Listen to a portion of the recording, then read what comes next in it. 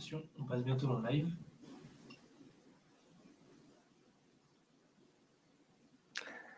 Bonjour à toutes et à tous. Merci beaucoup de vous être inscrits à ce webinaire et puis d'avoir patienté. On a eu quelques problèmes techniques pour lancer, c'est les aléas du direct. Je suis ravi de faire ce webinaire aujourd'hui. On va parler de stratégie bas carbone. On va vous raconter l'histoire à succès de Metro qui a mis en place une stratégie de décarbonation avec une méthode qui s'appelle la méthode ACT, pas à pas, donc ACT S, donc une méthode initiée notamment par l'ADEME. Et puis qui a été accompagné pour cela par Tuvalu. Donc aujourd'hui, nous allons tout d'abord présenter comment on construit une stratégie climat, une fois qu'on a réalisé son bilan carbone, avec la méthode Acte pas à pas, qui, on va le voir, est très structurante et qui peut s'adapter aux enjeux des organisations. On vous montrera concrètement des résultats, c'est-à-dire quoi en fait, mettre en place une stratégie climat. On parlera également du lien entre stratégie climat et stratégie d'entreprise, donc avec la décarbonation au service d'une performance globale des entreprises. On commence à avoir assez de recul pour vous présenter les premiers résultats. Et enfin, donc on partagera quelques livrables. Qu'est-ce que ça veut dire une fois qu'on a défini, construit une stratégie climat, quelle est la suite? Et puis pour l'initiative ACT aussi, quelle suite?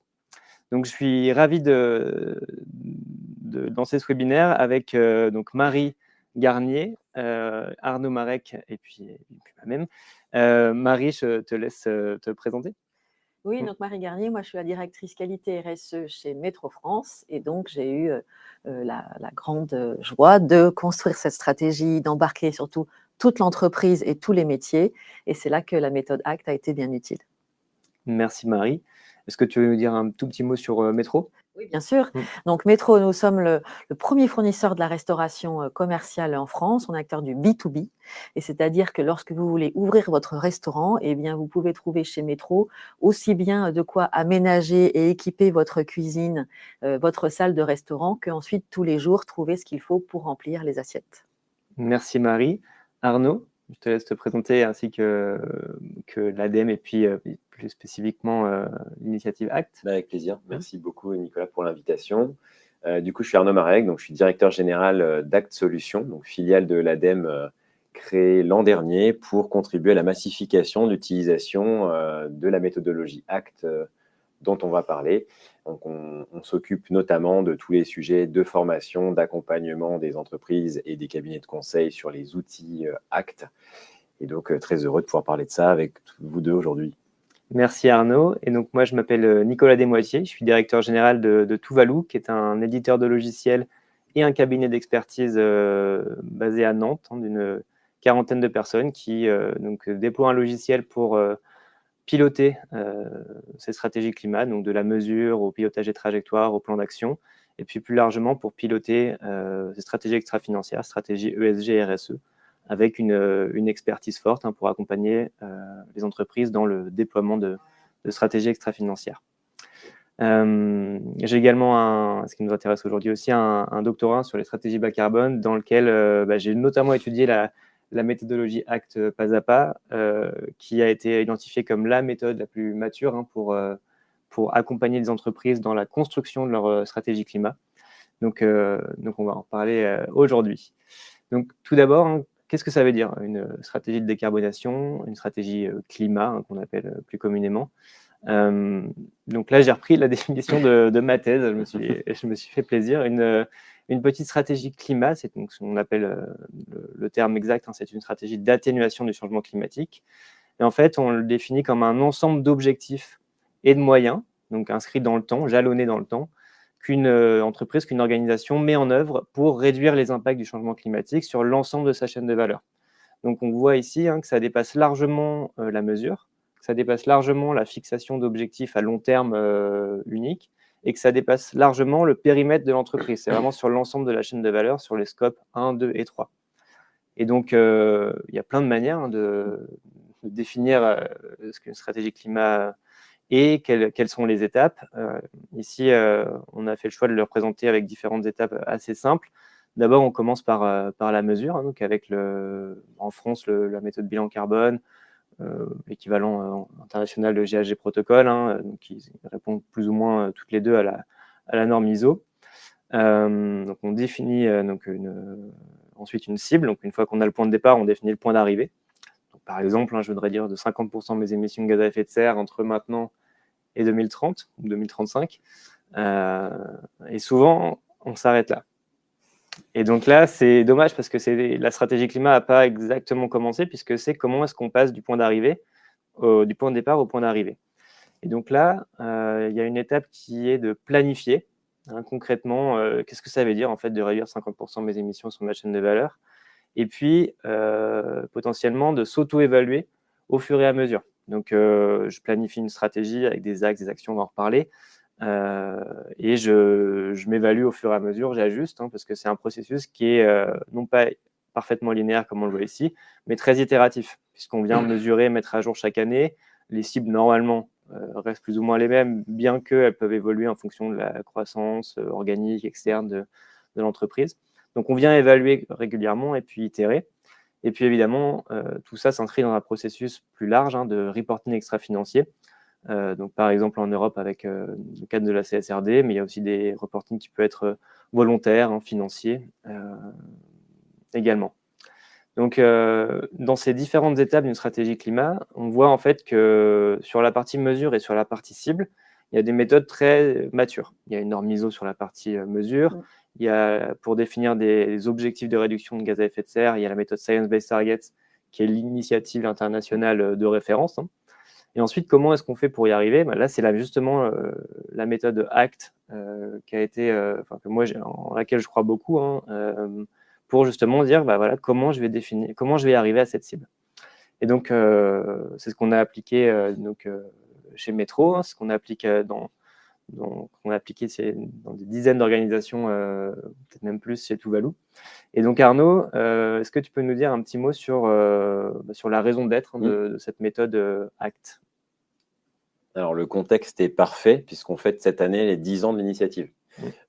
Donc, on a créé globalement l'initiative ACT au sortir de la COP21 en partant d'un constat, c'est que le monde politique et donc les États et le monde économique avaient pour ambition d'essayer de limiter le réchauffement en dessous de 2 degrés, voire idéalement 1,5 degré, et donc commencer à construire des trajectoires de réduction des émissions d'ici 2050. Reste que, comme tu le disais si bien, définir des objectifs de réduction ne présume pas des moyens qu'on met à disposition pour atteindre ces objectifs. Et donc, ACT est parti de cette idée de fournir au monde économique des outils pour construire des plans de transition qui permettent réellement de s'aligner sur ces ambitions, ou pour les entreprises qui avaient déjà des plans structurés, de pouvoir évaluer la qualité de ces plans et donc mettre en rapport l'adéquation entre les moyens et les ambitions. Donc, c'est vraiment en partant de ce constat-là qu'ACT s'est forgé.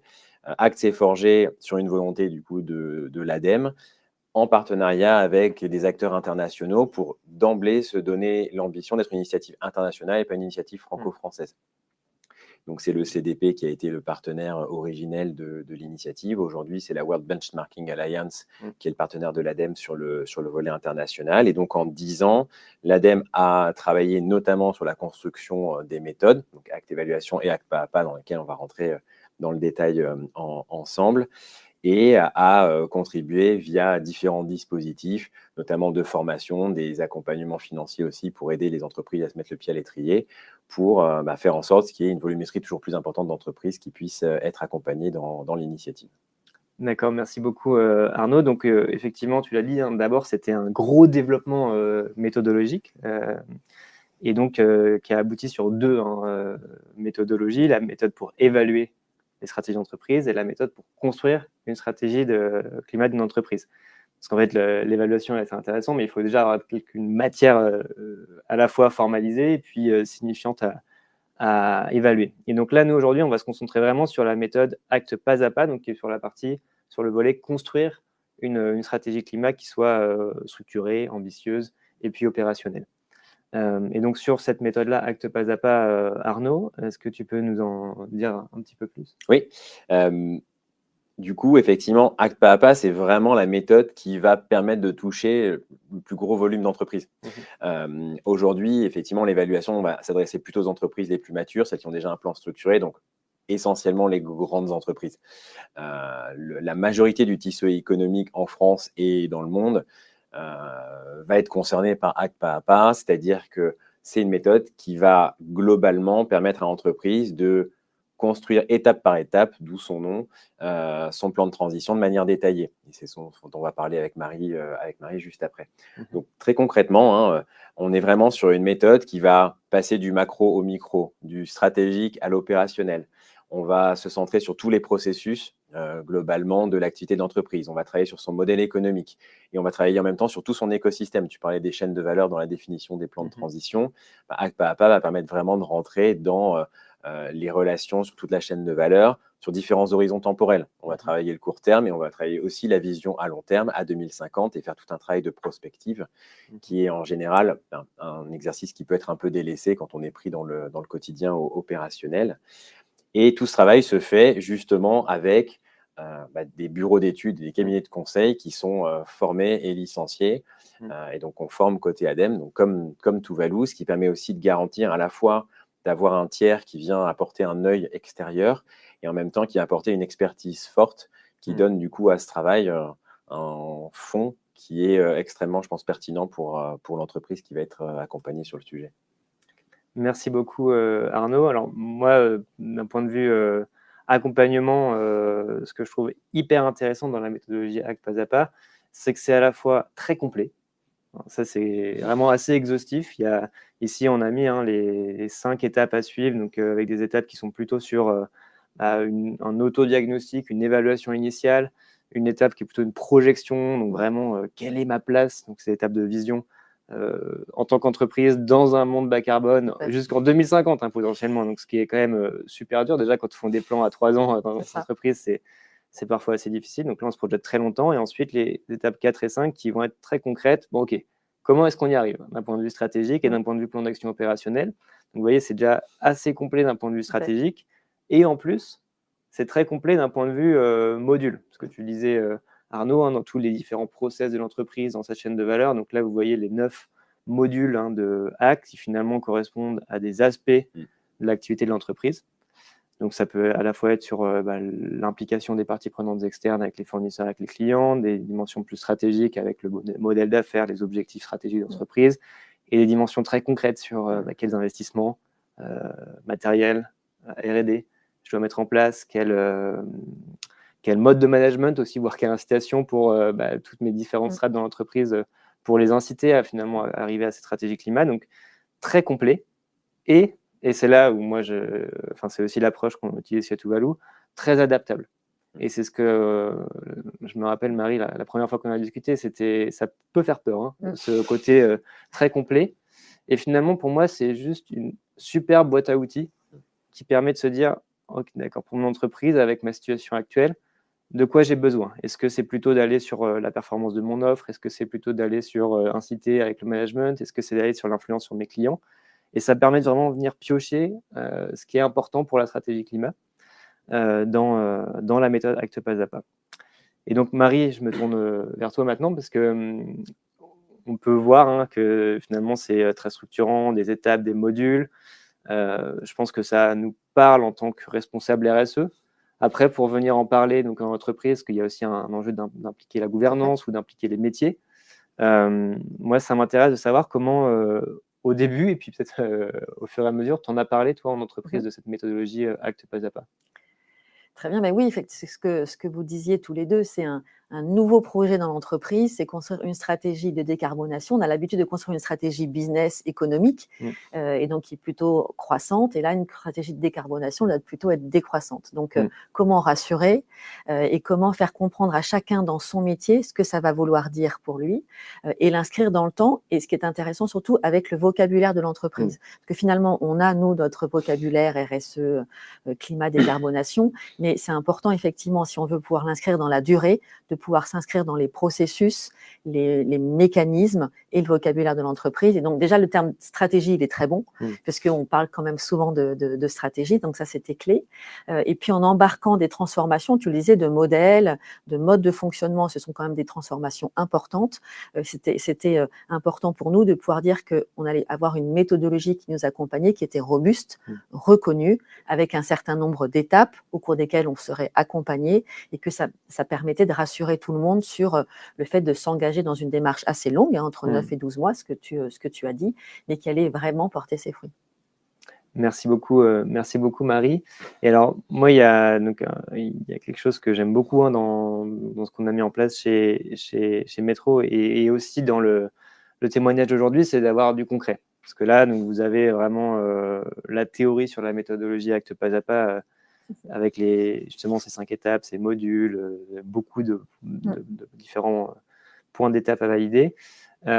Si on revient sur finalement les étapes d'une stratégie climat, donc il y a le point de départ, le point d'arrivée, et au final, au début, c'est un peu tout, quoi. Et donc moi, chez Métro, j'ai l'impression que ça t'a pas mal aidé à transformer justement cette ligne droite. Exactement. En plan opérationnel. Donc, est-ce que tu peux nous en dire un petit peu plus? Là, on présentait quelques résultats finalement de Acte Pas à Pas. Peut-être au fur et à mesure de ces étapes, comment est-ce que l'on a progressé et avancé? Et tu le disais, au départ, on avait un point de départ, on a fait notre bilan carbone. On avait des projections dont vous parliez, donc on avait 2 points d'étape, 2030, 2050. Effectivement, on a 3 points. Alors 2, ça suffit, on tire une droite et on se dit c'est ce qu'il faut faire. Bon, si on faisait ça pour une stratégie business en disant on est aujourd'hui à tel chiffre d'affaires et dans 5 ou 10 ans il faut arriver à temps, on tire une droite et on se dit ça y est, on a la stratégie, c'est sans doute pas suffisant, parce qu'il va falloir savoir chacun des métiers, quelle va être sa contribution, quel levier activer, à quel moment, quels moyens, quels investissements. Et en fait, c'est exactement la même chose pour ce sujet de la décarbonation. Donc, le premier point, il était essentiel toutefois, c'était de savoir d'où on partait. Donc, on avait ces données chiffrées, mais on avait déjà mené des actions, comme souvent les entreprises. Donc, on avait déjà investi dans des sujets d'économie d'énergie. Nous, on a beaucoup d'activités qui est la production de froid, donc sur les fluides. Donc, c'est important de savoir d'où on part également pour l'avoir valorisé ce que l'entreprise a déjà fait, c'est important, parce que pour embarquer les équipes, se dire, en fait, on a déjà fait beaucoup de choses, et donc, de la même façon, on va pouvoir continuer. Et donc, cette étape de diagnostic, elle était véritablement essentielle.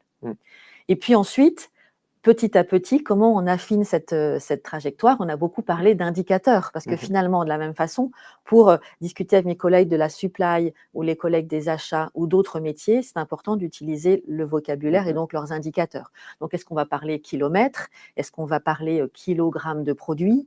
Voilà. Et donc, on a pris le temps, effectivement, avec votre aide et avec l'ensemble des métiers, de se dire quels vont être les indicateurs que l'on va suivre. Ça nous donnait aussi, permettait de retrouver les données de départ et à partir de là, de pouvoir se dire on pourra suivre progressivement la façon dont on progresse. Et puis là aussi, se dire que ce qui nous attend, il y a des risques. Et notamment, nous, notre activité elle est très liée à la production alimentaire. Et donc, quand on parle réchauffement climatique, phénomène climatique extrême, ça affecte forcément la disponibilité, la production agricole ou autre. Et donc, c'était un élément qui était important de partager dans l'entreprise. Et puis, ça peut être des opportunités dans certains cas, parce que si on a pris de l'avance, si on s'est organisé et qu'on a un plan d'investissement, on sera prêt au bon moment. Donc ça, c'était important. Et là, encore une fois, dans une entreprise, je crois que c'est important. On cherche toujours à anticiper et prévoir. Et donc, ça a permis de faire cela et progressivement d'affiner ces étapes. Et puis, on a continué. Et peut-être un petit mot, parce que les 2 premières étapes, finalement, sur cette analyse de la situation actuelle et les indicateurs et l'analyse des risques, c'était vraiment ce dont vous aviez besoin ensuite, c'était vraiment de l'opérationnalisation. Tout à fait. Après, moi, j'ai vu d'autres entreprises qu'on a accompagnées dans ACT. Finalement, elles avaient fait un bilan carbone très complet sur le scope 3. Elles avaient identifié des actions aussi assez, peut-être encore plus que ce que vous aviez fait à l'époque quand on a commencé. Mais par contre, ils ne savaient pas du tout où elles allaient. Et donc, eux, ce qui était important pour eux, elles n'étaient pas engagées dans SBTI, ils n'avaient pas de trajectoire. Et ce qui était important pour eux, c'était vraiment de définir un objectif de réduction et une vision. Et pas tant la partie opérationnalisation du plan d'action. Et ça, c'est hyper intéressant parce que chez Métro, il y avait vraiment un besoin de concret, d'opérationnel, d'indicateurs, métiers, de déclinaison, on va le voir après avec les actions. Donc, on est allé là-dedans avec Ouais. Actes Pas à Pas. On a mis une grosse partie de l'effort à l'accompagnement Ouais. ici. Quand chez d'autres clients, on a beaucoup travaillé sur la trajectoire, la déclinaison de la trajectoire dans les différents business units, Mhm. l'atelier sur la vision, qu'est-ce que mon entreprise va pouvoir faire Ouais. dans un monde qui se décarbone. Donc voilà, ça permet vraiment de doser aussi en fonction des 2 premières étapes, quoi. Tout à fait. Ça, C'est ce qui est intéressant dans la méthode et la façon dont on a travaillé Mmh. ensemble, c'est qu'à chaque fois, on a fait du sur-mesure en fonction de là où on partait et de la maturité de l'entreprise, des besoins. On avait effectivement identifié un certain nombre d'outils. La question, c'est toujours d'inscrire dans le temps et d'être certain qu'on va continuer jusqu'au bout. Et donc, la construction de ces indicateurs, le partage avec les métiers, ça a été un des éléments forts. Merci Marie. Et donc après les indicateurs et les risques, qu'est-ce Oui, qu'il y alors, a tu le disais, construire une trajectoire de décarbonation, à un moment, ça va nécessiter de faire des choix de modèles économiques, des choix d'investissement, et on peut se poser la question, oui, mais alors, ces investissements, ces choix, est-ce qu'ils ne vont pas me décrocher du marché dans lequel je serai Et donc ça, c'était une question extrêmement importante pour embarquer, là aussi, l'ensemble des métiers, de la direction, et donc on a fait cet exercice de se projeter en disant, ça ressemblera à quoi un monde bas carbone en 2050 ? Et c'est extrêmement rassurant parce qu'on se dit, ah ok, finalement, tout le monde sera dans la même situation, des actions auront été menées qui nous faciliteront aussi la tâche, parce qu'il y a une action publique, il y a une action globale, on n'est pas toute seule une entreprise qui va lutter avec ses petites mains pour se décarboner, il va se passer beaucoup de choses autour de nous, et prendre le temps d'en prendre conscience, d'identifier ce qui allait se passer, et le fait qu'on voulait dans cet environnement-là continuer d'exister, continuer d'être performant et d'être présent, c'est un exercice qui est extrêmement, extrêmement intéressant et qui a été vraiment clé pour poursuivre aussi la démarche. Très bien. Donc, une fois que vous aviez finalement bien affiné votre point de départ avec les indicateurs, les risques, qui sont très liés avec la vision, les risques, parce que pour être dans un monde en 2050 décarboné, il faut encore exister et être performant économiquement dans un monde bas carbone. Donc après, finalement, cette étape-là, c'est essayer de joindre les deux bouts. Alors, ça a permis ensuite, quand on continue, de se dire, bon, ben voilà, effectivement, on a bien compris qu'on ne sera pas tout seul, à quoi ressemblera notre environnement, et on a travaillé avec chacun, finalement, des métiers ou des différents piliers qui impactent notre bilan carbone. Donc, finalement, qu'est-ce que l'on va faire en matière d'énergie ? On avait déjà une trajectoire qui était construite et qui était projetée, et donc ça permettait de savoir si elle allait être suffisante. En matière de transport, bien évidemment, donc on a beaucoup de points de vente en France, on a des fournisseurs qui nous livrent, et donc quel était l'impact de cette activité supply, à quel rythme on allait pouvoir la faire diminuer, compte tenu aussi du développement économique de l'entreprise. C'est-à-dire que c'est toujours présent en tête quand on le construit, c'est que parallèlement, l'entreprise a un certain nombre de projets, et donc comment est-ce qu'on fait se combiner les choses. Et puis un sujet sur l'offre, que bien évidemment dans notre activité, l'offre et le scope 3, c'est l'essentiel de notre impact, et donc à quel rythme on allait pouvoir embarquer nos fournisseurs, transformer notre offre. Et c'est ce qui a permis, quand on compile finalement, on agrège ces trajectoires en quelque sorte individuelles, on arrivait à une trajectoire qui n'était plus tout à fait une droite, qui commençait à ressembler à quelque chose de plus concret, réaliste, et que l'on pouvait partager avec chacun. Donc ça, c'était un livrable important, mais ça n'est pas tout. Donc on n'a pas simplement une ligne droite, on a des inflexions. Maintenant, qui doit faire quoi et quand ? Et ça, c'était vraiment notre question, parce qu'on a beaucoup de métiers qui sont impactés. Il fallait que chacun sache à quel moment on commençait à investir, à quel moment on aurait les résultats, quels outils développer maintenant. Donc, beaucoup d'aspects de chronologie, d'outils et de méthodologie à développer. Donc, c'est ce qu'on a obtenu finalement à la fin. C'est-à-dire que pour passer d'un point A à un point B, on sait exactement quel levier on va activer et quelles actions mener. Donc, on a passé du temps effectivement à identifier ces actions, les peser, leur impact également aussi dans le reste de l'entreprise, pour qu'à la fois cette décarbonation puisse se faire, le développement de l'entreprise puisse continuer, et que tout ça fonctionne de façon harmonieuse.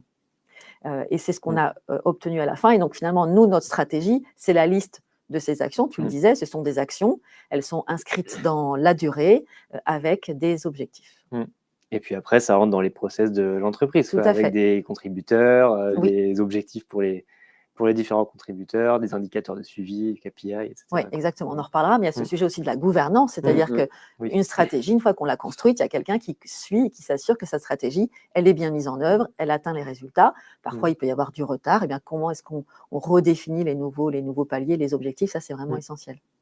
Merci beaucoup, Marie, c'est super intéressant. Donc là, on voit bien, hein, ça ressemble déjà beaucoup plus à une droite stratégique avec, OK, on va investir tant, mais ça ne va pas forcément réduire direct. On va attendre un petit peu, donc on va avoir un déphasage. Donc, et ensuite, on décline cette trajectoire-là dans les différents départements ou dans les différentes entités. Et donc là, dans Acte Pas à Pas, on a vraiment l'étape 4 qui permet de définir justement ces stratégies, ces feuilles de route assez opérationnelles, donc souvent en grands axes stratégiques.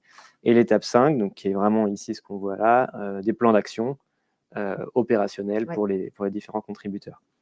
Merci beaucoup pour ce retour d'expérience et puis ce partage de résultats concrets. Il y a une question qu'on me pose de plus en plus, moi, c'est finalement quel lien entre les stratégies climat, donc tout ce qu'on met en place ici, et puis les stratégies des entreprises. Donc, autrement dit, entre la performance extra-financière et la performance des organisations. Et donc là, je vais me tourner peut-être vers toi, Arnaud, donc avec toutes les entreprises qui se sont inscrites dans l'initiative ACT, notamment qu'on construit une stratégie avec Acte Pas à Pas. Donc, c'est une stratégie qui met du temps. Au début, donc nous, en 2018-2019, on a accompagné certaines entreprises sur 3 ans. Maintenant, on commence à avoir justement, et avec l'approche Tuvalu aussi, ce côté un peu adaptable. On essaie d'aller plus vite parce que 3 ans, c'est parfois un peu trop long pour voir les premiers résultats. Donc maintenant, en général, c'est plutôt 1 an. Donc là, on commence à avoir un certain nombre d'entreprises qui a fini de construire sa stratégie climat avec Acte Pas à Pas, alors qu'il n'a pas du tout fini sa stratégie climat, parce qu'après, c'est itératif. Et donc, on a de la chance, puisque vous avez fini une étude le mois dernier, il me semble, à l'ADEME, justement, pour avoir un peu des premiers chiffres de retour d'expérience sur la méthodologie Acte Pas à Pas et de voir est-ce que ça a un intérêt pour le business, très concrètement. Exactement. Exactement. En fait, si je reprends ce que j'ai sur la jeunesse de Act, il y avait vraiment 2 ambitions à Act. Le premier, c'était d'être une arme anti-greenwashing. L'idée, c'était vraiment de dire, il y a les promesses, mais baser uniquement sur des intentions, ce n'est pas suffisant. Il faut pouvoir le baser sur des actes, justement. Et l'objectif de l'initiative, c'est justement de fournir des moyens de pouvoir transformer ces intentions en action.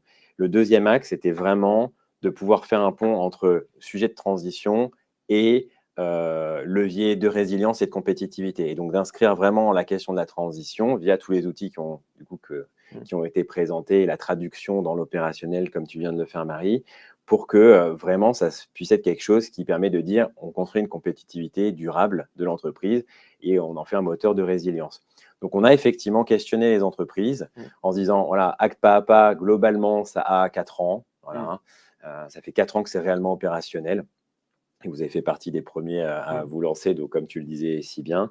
Interrogeons les entreprises qui ont terminé Acte Pas à Pas, une centaine d'entreprises, et posant-leur les questions de qu'est-ce que ça vous a apporté réellement. On était convaincus qu'on allait avoir des éléments intéressants parce que on a fait cette année un tour de France des régions, on a fait témoigner des entreprises, dont Métro en Ile-de-France. Donc, on était convaincus que ça avait un apport. On voulait mettre du quantitatif sur les éléments qualitatifs qu'on avait. Quelques enseignements qu'on va vous présenter. Le rapport va sortir normalement fin de semaine ou début de semaine prochaine, le rapport complet. Quand on interroge les entreprises qui ont terminé Acte Pas à Pas, on a 9 sur 10 qui nous disent que l'investissement dans l'accompagnement conseil Acte a été rentable.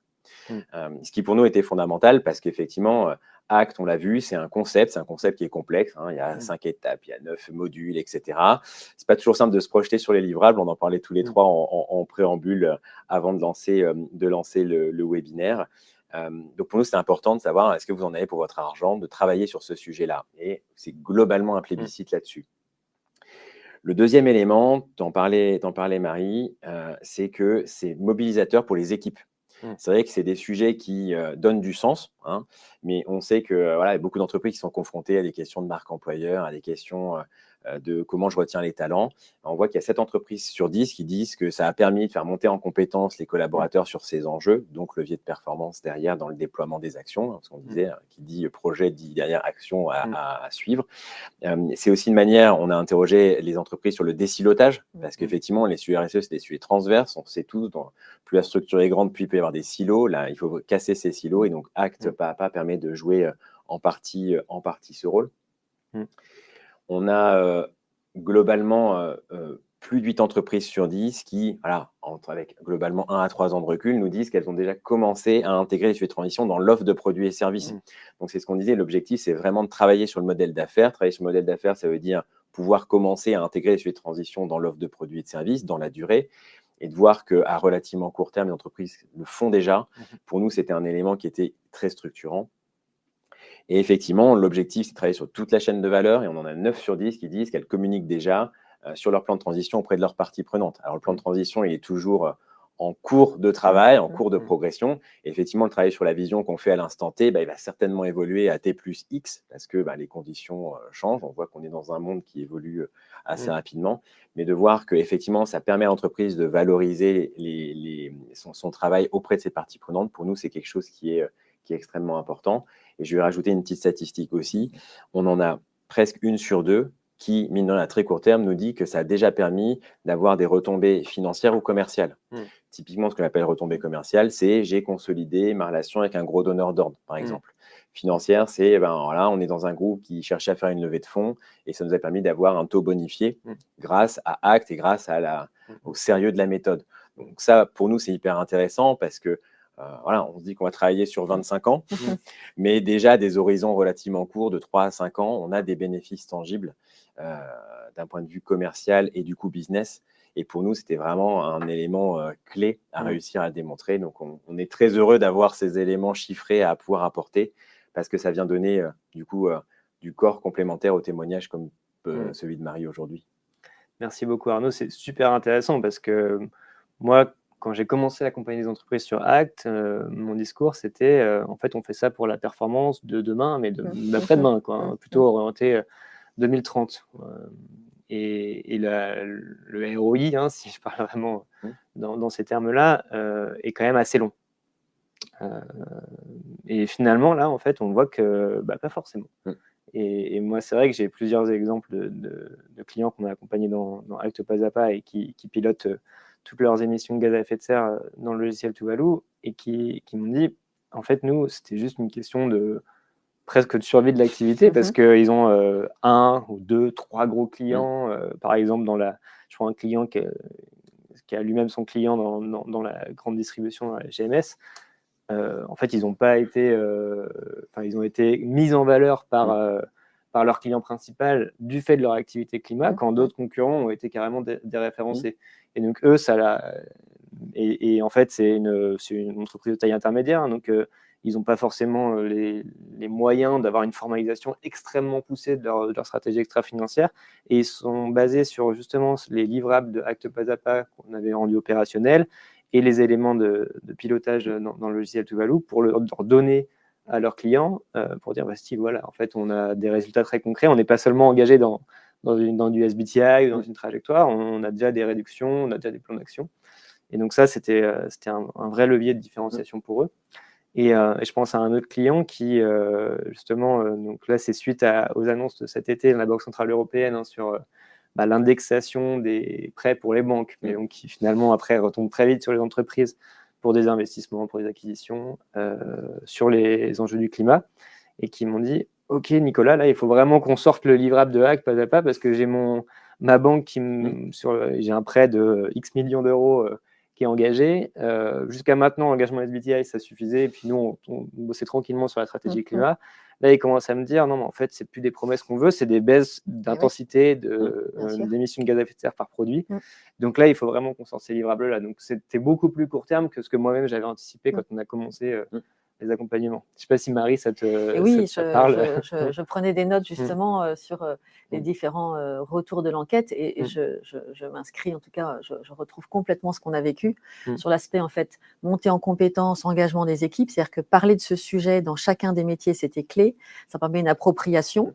Et puis, ça permet aussi, il y a un effet, on va dire, de bord, qui est aussi l'adaptation. C'est-à-dire qu'on parle beaucoup d'atténuation, mais l'adaptation aussi, on se dit, il faut mener les choses de front, et notamment sur notre scope 1 et 2, nos collègues qui gèrent tout le parc, on va dire, immobilier de nos points de vente, eh bien, ont dans le même temps construit aussi une stratégie pour se dire comment est-ce qu'on s'assure que nos biens sont adaptés, vont continuer à avoir fonctionné dans les différentes conditions extrêmes, ont identifié les aléas géographiquement, et donc sont partis sur cette partie-là. Eux, leur impact, il est sur l'atténuation, sur notamment si on prend les fluides ou l'électricité, les consommations énergétiques ou autres, mais il est aussi l'adaptation. Donc ça, c'était vraiment extrêmement important, et ça nous permet d'être encore plus puissants, puisqu'on est très nombreux dans l'entreprise à s'approprier et s'emparer du sujet.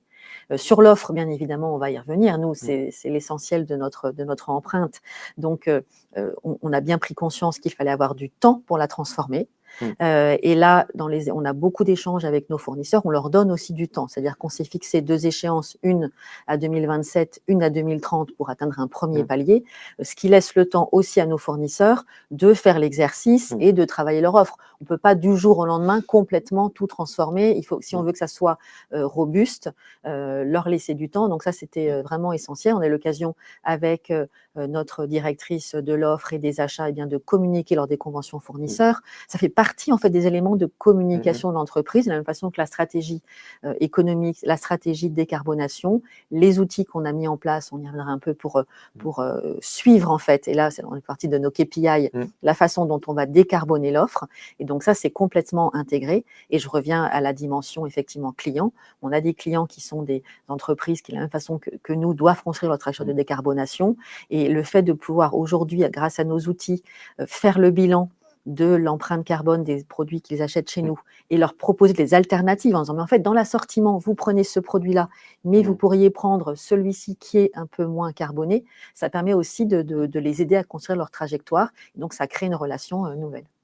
Super, merci beaucoup Marie, ça me fait une parfaite transition avec justement là on a mis en place toute une stratégie, donc avec des axes, des actions, des KPI, des indicateurs, des risques, plein d'éléments stratégiques. Et ensuite, on les transforme en outils, donc en livrables, en outils très opérationnels pour mettre en place les actions. Donc, c'est ça qui va m'intéresser aujourd'hui, c'est post-acte pas à pas. Quels outils, quels livrables ressortent et sont finalement vos outils du quotidien. Nos outils du quotidien. Donc, c'est vrai qu'on ne parle plus trop de actes maintenant, parce qu'on parle des outils. Mais ce qui est intéressant, c'est que je reviens sur la courbe de départ, chacun sait ce qu'il a à faire et à quel moment. Et donc, on aime bien dans les entreprises qu'on appelle des waterfalls. Alors, souvent, c'est plutôt pour croître, mais là on a notre waterfall de comment est-ce qu'on va réussir à atteindre notre nouveau niveau d'émission et avec quel levier, et la contribution de chacun des leviers. Donc on a identifié du coup nos 4 leviers, ce qui permet d'agir avec chacun. Bien évidemment, alors on appartient à un groupe, il y a un levier qui est le groupe, notamment lorsqu'on parle d'investissement structurel dans la durée, donc c'est important de les mesurer et de pouvoir les partager.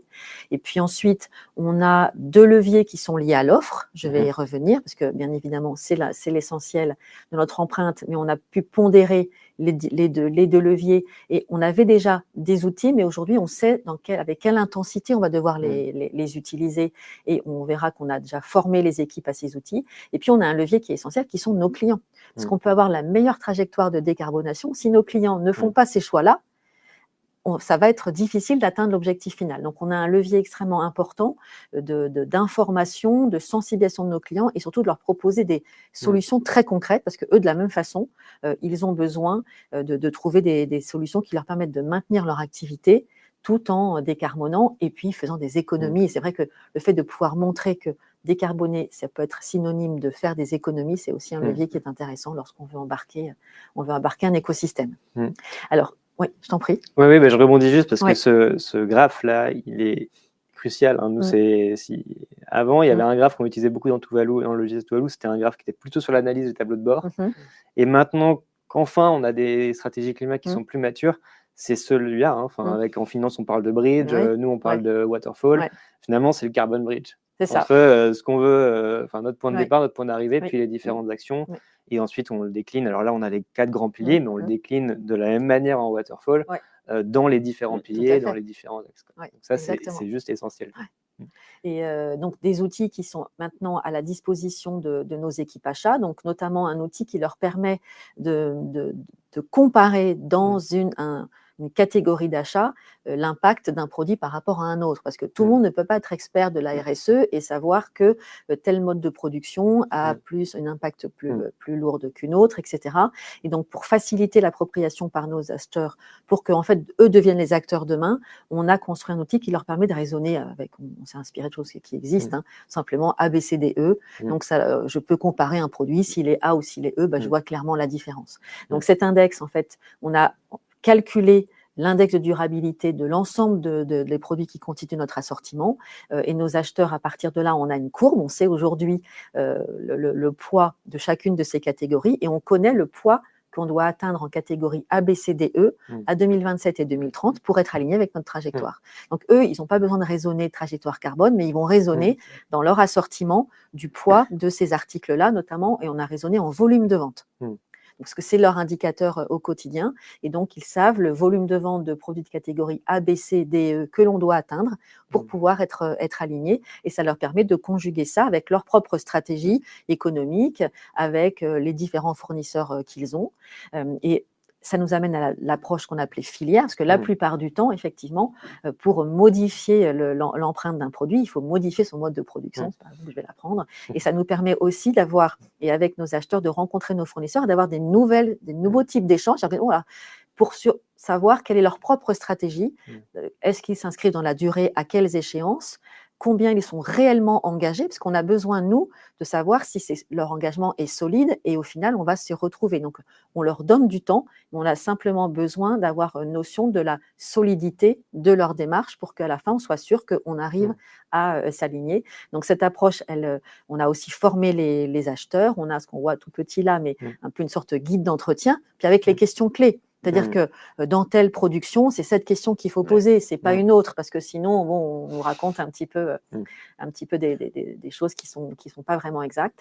Et puis, l'engagement client, il est essentiel. Donc, on a, nous, depuis des années, une démarche qu'on appelle Mon restaurant passe au durable, et on cherche à influencer, accompagner, inspirer nos clients pour qu'ils fassent les bons choix, c'est-à-dire les choix qui vont être plus durables de façon globale, mais aussi décarbonés, parce que je le disais, c'est une sorte de rétrofit. Si il ne décarbone pas, nous, on va avoir du mal à avoir l'assortiment qui perdure dans le temps. Et là, avec un certain nombre d'outils, de prise de conscience, avec des témoignages d'autres restaurants qui ont été… alors, j'ai le mot anglais qui me vient, je suis désolée, successful, mais qui ont… une stratégie qui les a portés, qui leur a permis de se différencier, d'avancer, et de plus en plus, on voit aussi la connexion entre ces démarches et économiquement un vrai intérêt, et c'est ce qu'on essaie de démontrer aussi le plus possible. Très, très concret, très opérationnel, finalement, on voit bien que les équipes métiers, elles n'utilisent pas des trajectoires bas carbone ou des kilos de CO2 équivalents, c'est vraiment des guides d'entretien, des index, donc ça c'est très concret. Et il y a un point que tu mentionnais tout à l'heure qui est la gouvernance. Ah oui, essentiel. Et c'était dans Acte. Donc c'est essentiel parce que c'est comment est-ce qu'on fait perdurer dans le temps cette dynamique. Donc nous, chez Métro France, on avait déjà notre raison d'être qui était notre boussole et des équipes très engagées, un board très engagé sur ces sujets. Donc ça a facilité aussi dès le départ l'intégration de Acte. Mais ensuite, comment est-ce qu'on rentre encore une fois dans les mêmes rituels et mécaniques que l'entreprise? Donc on a créé un certain nombre de copiles, ce qu'on appelle transverses, qui nous permettent de gérer les principaux sujets liés à notre décarbonation. Alors que le climat directement lié à l'offre, mais on a l'économie circulaire qui en est un aussi sur certaines offres, ou si on parle davantage des emballages, de la seconde main, etc. Et puis bon, on a des copiles plutôt sur le reporting, la solidarité, là, qui font plutôt référence à globalement notre raison d'être. Mais en tout cas, cette gouvernance, elle nous permet que ça soit inscrit dans les rituels de l'entreprise. Sur chacun des copiles, on a un sponsor qui est un membre du board. Donc ça donne aussi, ça montre que le board montre de l'importance à ce sujet, le suit, et l'ensemble des sous-projets ensuite qui sont associés à ces grandes thématiques rentrent dans on va dire la gouvernance des projets de l'entreprise. Oui, ça c'est un point qui est essentiel parce qu'on peut avoir la meilleure stratégie climat du monde avec les meilleurs outils et le meilleur accompagnement possible.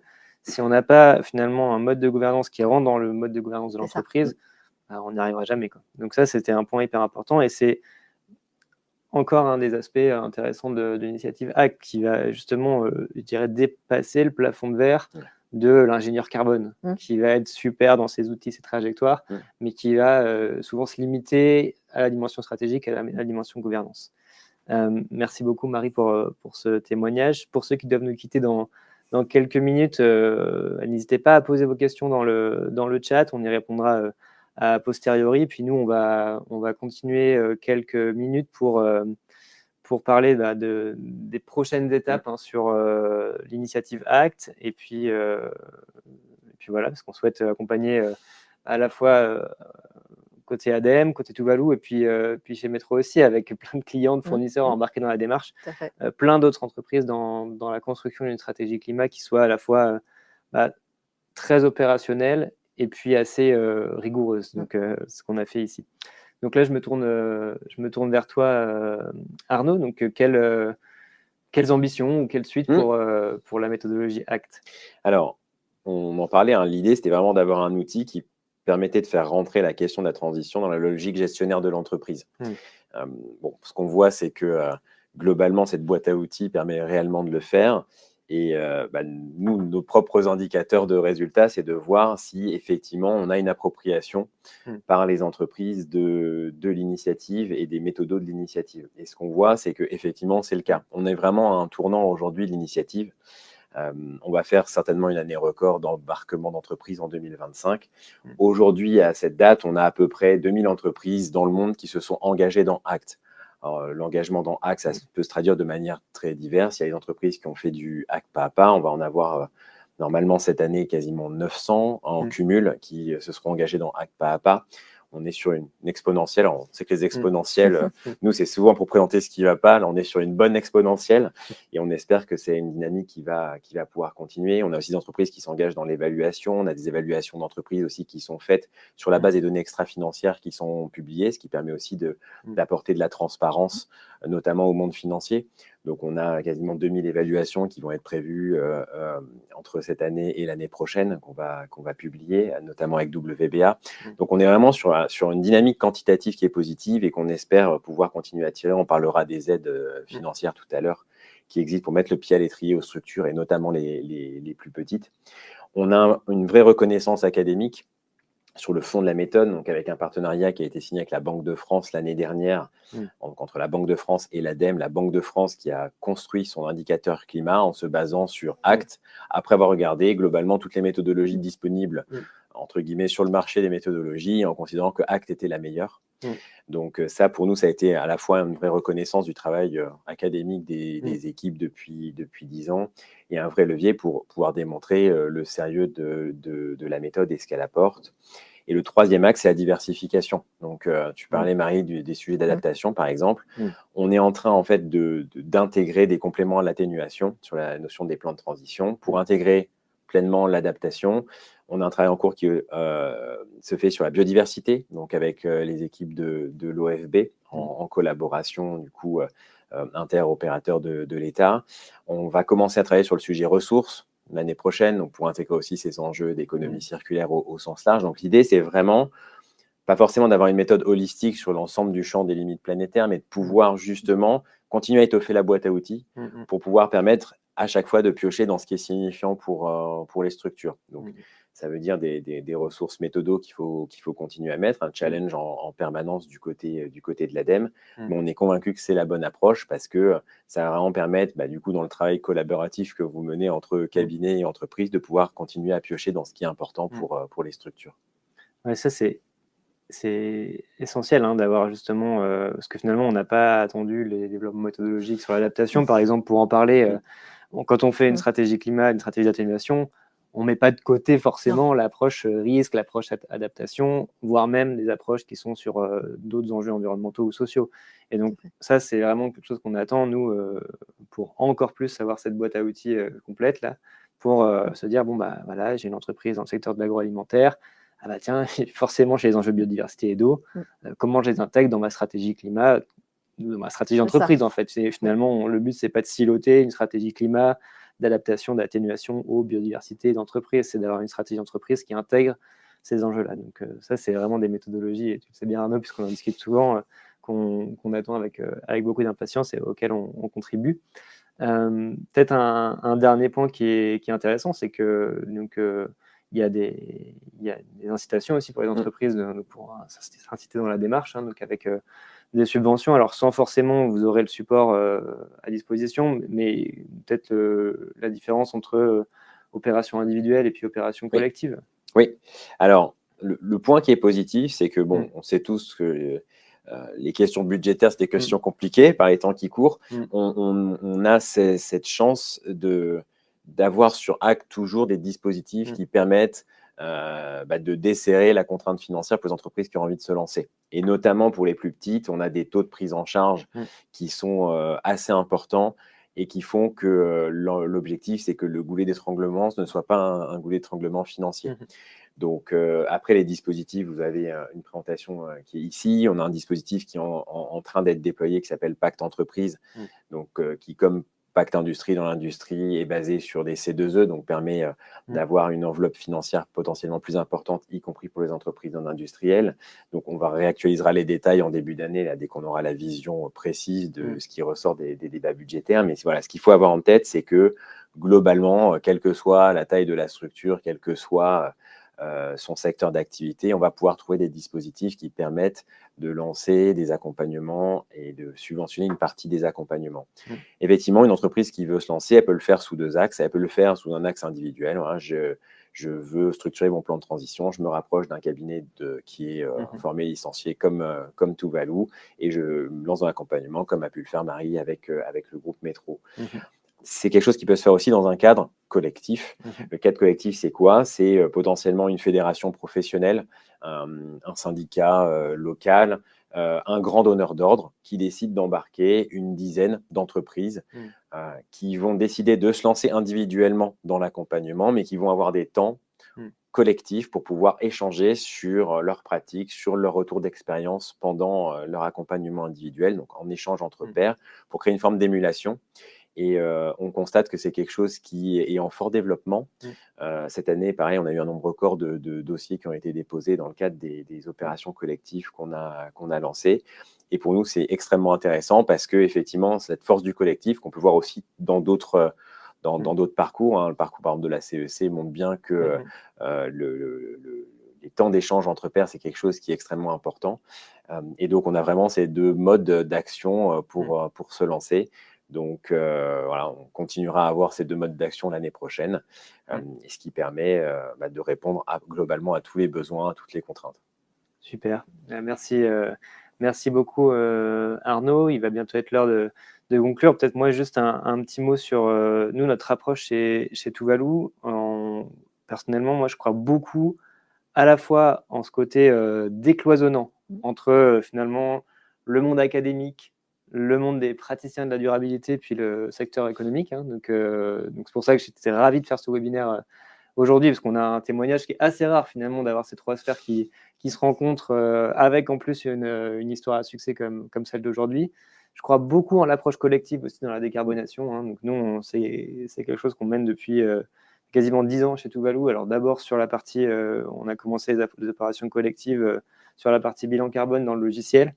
Donc pour des entreprises qui avaient du mal à se lancer, d'avoir justement une dynamique, des jalons, des retours entre pairs. Tiens, j'arrive pas du tout, comment je peux faire pour avoir un proxy là-dessus? Et ensuite, au fur et à mesure que nos clients finalement montaient en maturité, on a commencé les opérations collectives sur de la stratégie climat.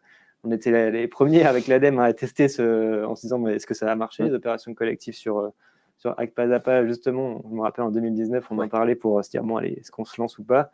Et finalement, ça a hyper bien marché. Et donc, justement, soit des approches de réseau, donc par exemple d'associations patronales locales, ou des réseaux plutôt sectoriels, ou des chaînes de valeur même, donc pour impliquer par exemple un ensemble de fournisseurs. Donc ça, je pense que c'est hyper mobilisant, structurant. Et puis quand on parle de décarbonation sur un scope 1, 2 et 3, on peut pas y aller tout seul, comme tu disais, Marie. Donc ça, ces approches collectives, elles sont également très intéressantes. Il va être l'heure de conclure. Je vous remercie beaucoup, Marie et Arnaud, d'avoir répondu présent à cette invitation. Je suis ravi de ce témoignage. Bravo, Marie, pour la stratégie de décarbonation que vous avez menée chez Métro. Et puis les outils, hein, ça continue. C'est loin d'être terminé. C'est un chemin jusqu'à 2050. Hein, donc bravo. Merci beaucoup, Arnaud, pour ton témoignage aussi. Hein, et puis longue vie à l'initiative ACT et aux stratégies climat des entreprises. Merci beaucoup, Nicolas, de l'invitation. Merci beaucoup. Merci à vous deux.